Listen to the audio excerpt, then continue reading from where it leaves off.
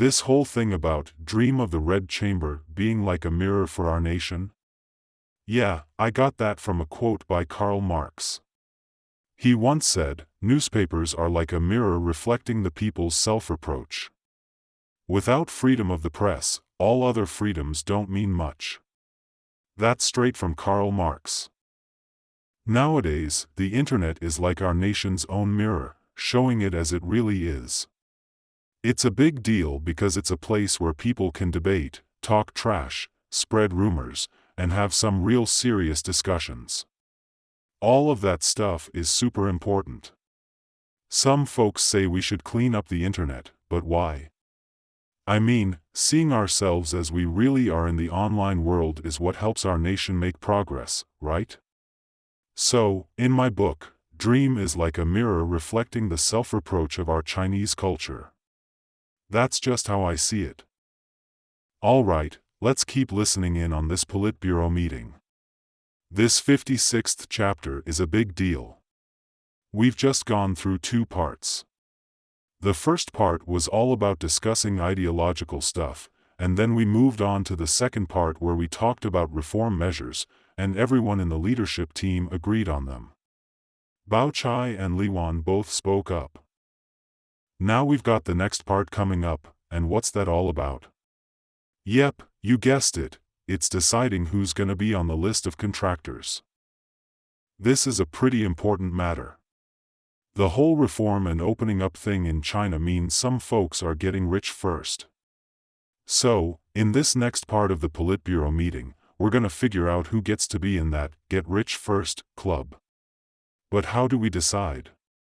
The Hengwu Garden might be huge, but only a few people are gonna get the chance to make the most of it. With so many candidates, who's gonna get the job done? That's what we're gonna tackle in this third stage.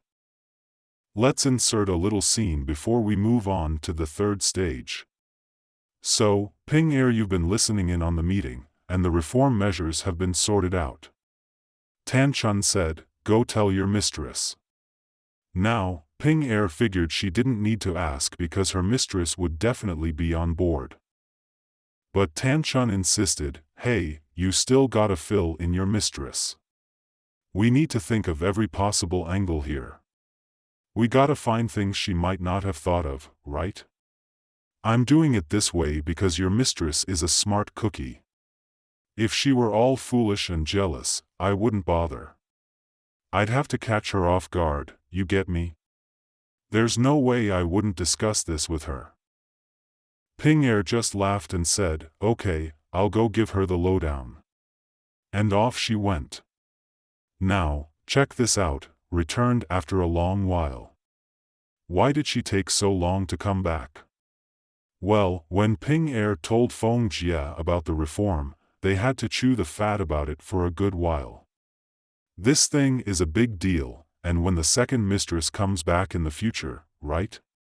Once she's all recovered from her illness, she's back in the driver's seat. She'll have to figure out how to handle stuff after this big reform. But when Ping Er got back, she just casually says, I said I was just popping out, and with such a good thing, how could the mistress not agree? It wasn't just a quick trip out, was it? She took a while because she and Feng Jie had a proper heart-to-heart about it. After Tanchun heard all this, she and Liwan told the servants to fetch the lists of all the maidservants in the garden. Everyone checked it out, picked out a few, and then they were all called together to announce the reform measures. Guess who had to do the announcing? It was Liwan. So, technically, Liwan was in charge, right? Even though Tanchun was the real leader of the reform, the announcement had to come from Liwan. Liwan gave them a rundown of the plan and everyone was on board. Some people were like, I'll take care of that chunk of bamboo for a year. By next year, it'll be even better. Plus, I'll sell some bamboo shoots for extra cash besides feeding our family. Another person was like, I'll take charge of that piece of rice field. I can feed the birds without using up the official supplies, and I can also make some extra money. It looked like everyone was eagerly signing up and competing for the opportunity. Like I mentioned before, the writing style of Dream of the Red Chamber is such that at crucial moments, what happens? A little side story is inserted. As Tanchun was about to speak, someone chimed in, "Hey, the doctor's here. Let's head to the garden to check on the girls." Who were they referring to? Well, it was Shangyun and Dayu, both under the weather, so the ladies had to go fetch the doctor. Exactly. Once everyone had signed up, they couldn't just finalize the list right then and there, could they? That's when they all had to disperse, the women included. After the women had gone, Tanchun asked Baochai how she was doing. Baochai responded with a statement that made sense. What did she say? Those who strike it lucky at the beginning often slack off at the end, and those who sweet talk are usually only looking out for their own gain. Now that's some real talk. When you're suggesting some changes, naturally you'd hope everyone would get all gung-ho and sign up, right? But don't be fooled, those who eagerly jump in at the beginning might just be in it for the perks. They can see the benefits and the profits, so they'll be the first to say, "Count me in." But have they ever stopped to think whether they have what it takes to get it done right? These types often gloat about their luck initially, but eventually, they can't follow through. That's what we call slacking off at the end. They may talk a good game, but underneath it's all about their own gain, which is just a fancy way of saying they're only in it for themselves. That's coming from experience, you know. Then there are those who stay silent or don't rush to sign up. Well, watch out for them. It's not like they're unaware of the benefits and perks, right? They're actually seriously considering whether they're up for the task. Those are the ones you can count on. Don't let the overly eager ones fool you. It's like Baochai's saying, you've got to keep your wits about you. That's how you can tell she's someone with a real handle on how the world works. Tanchun gave the nod and then pointed out a few folks in the register for the three of them to check out, and Ping Er rushed to get a brush and ink. Yeah, this is totally Ping Er's gig, right? Sitting in on the meeting and then playing secretary. Go grab the brush and inkwell. The three of them were like, yup, that old Mrs. Zhu is spot on. Plus, her old man and her son have been taking care of the bamboo for years. Let her over the whole bamboo gig.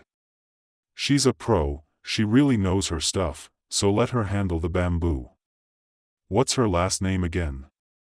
Oh yeah, it's Zhu, so the one with the surname Zhu is in charge of the bamboo.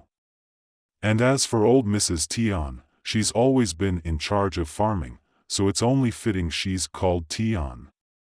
In the Daoxiang village area, any vegetables, rice, or whatever crops, even if they're just for fun and not meant to be taken too seriously, still need her touch, and with some timely care, wouldn't it be even better? So they appointed another person, going by the name of old Mrs. Tian. Tanchun was like, man, it's a bummer that the Hengwu and Yihong Gardens don't produce anything profitable. Then Li Wan was all like, hold up, the Hengwu garden is actually a big deal. I mean, the spices sold in the market and temples all come from there, right? When you think about it, the profits are way better than anywhere else. And as for the Yihong garden, forget about everything else for a sec. Just think about all the roses, and the peonies, honeysuckles, and jasmine during the spring and summer seasons. Even if we dry out these non-essential flowers and sell them to the tea shops or medicine shops, they are worth quite a bit. I'm telling you, when they say worth quite a bit, it's not just chump change. You can't even imagine how big the Daguan garden really is.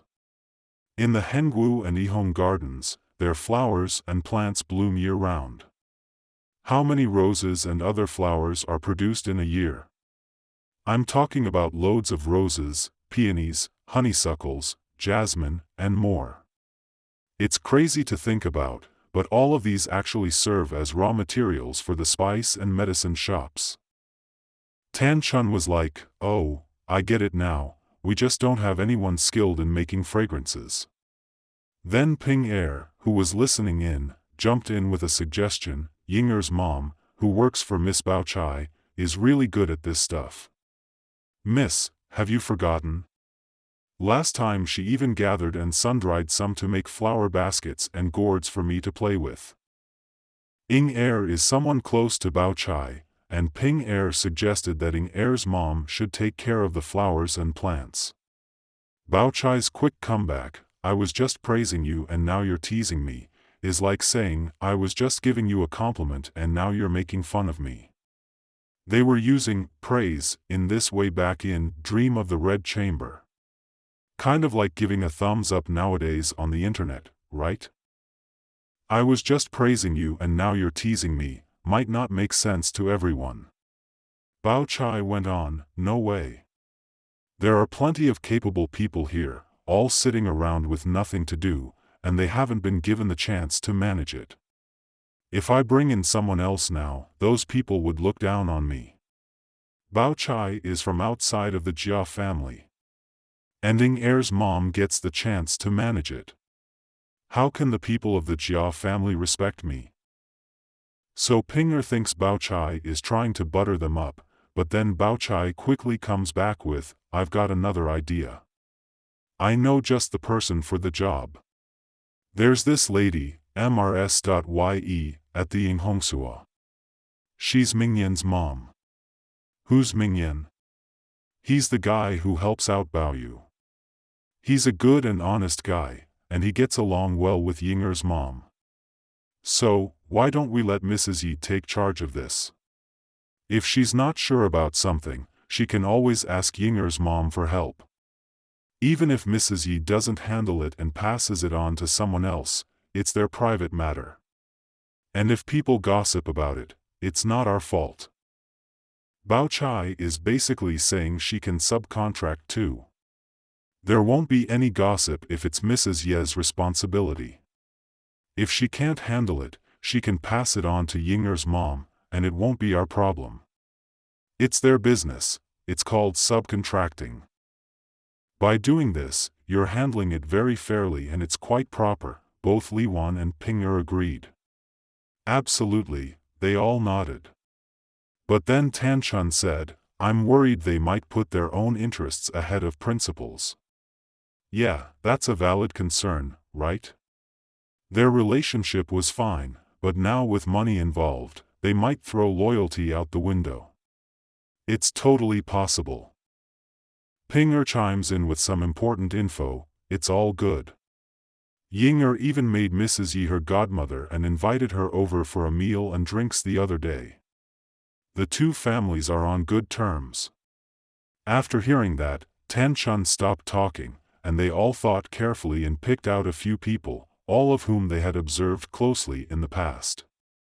These girls are not simple. They usually keep an eye on those older ladies and decide who's trustworthy and who's not. So, the subcontractor list is set. This is the third phase, huh?